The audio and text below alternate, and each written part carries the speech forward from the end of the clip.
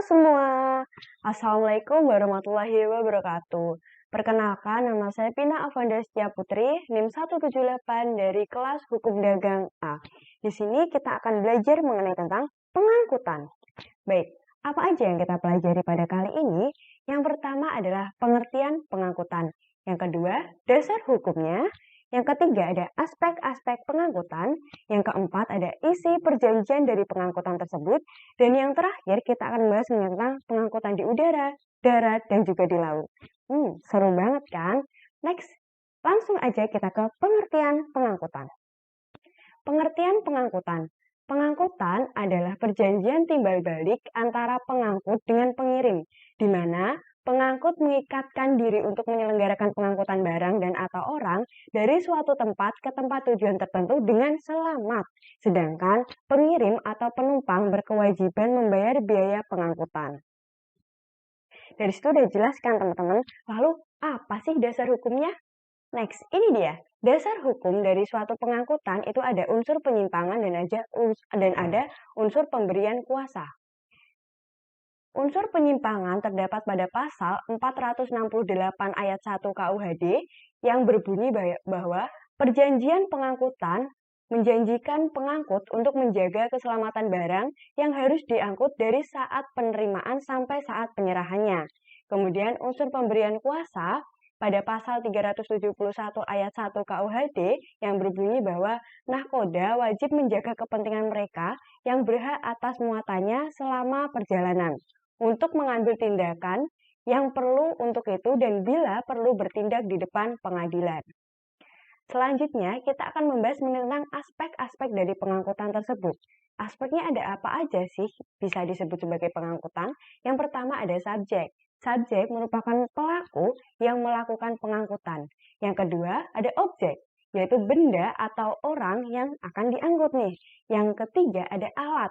Alat ini adalah alat transportasi yang akan digunakan. Bisa kereta, bisa mobil, bisa pesawat, dan kapal. Selanjutnya, tujuan. Jadi pengangkutan itu harus memiliki tujuan yang jelas. Selanjutnya adalah biaya. Saat melakukan pengangkutan tentunya ada biaya pengangkutan yang harus dibayarkan. Langsung aja kita ke isi perjanjian pengangkutan. Baik, ini akan lebih jelasnya teman-teman.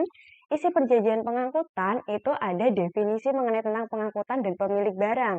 Yang kedua ada rezim hukum yang berlaku. Yang ketiga ada hak dan kewajiban pengangkut dan juga pemilik barang.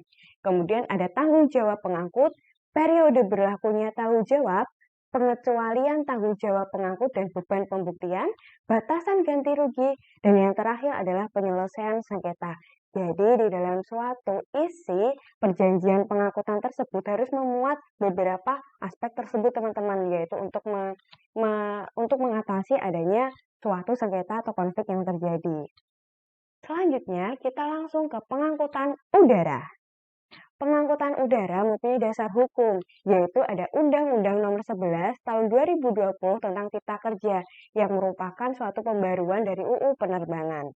Perjanjian dari pengangkutan udara adalah suatu perjanjian antara pengangkut dan pihak penumpang dan atau pengirim kargo untuk mengangkut penumpang dan atau kargo dengan pesawat udara dengan imbalan, bayaran, atau dalam bentuk imbalan jasa yang lainnya. Selanjutnya adalah pengangkutan darat. Dan nggak asing kan dengan pengangkutan darat? Di sini pengangkutan darat ternyata banyak sekali ya teman-teman. Nah, di sini dasar hukumnya juga ada 3.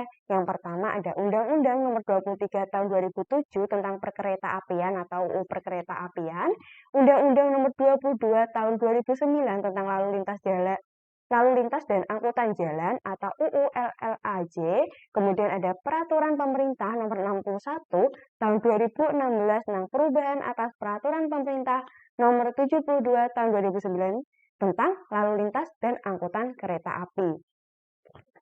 Pasti udah nggak asing kan dengan pengangkutan darat?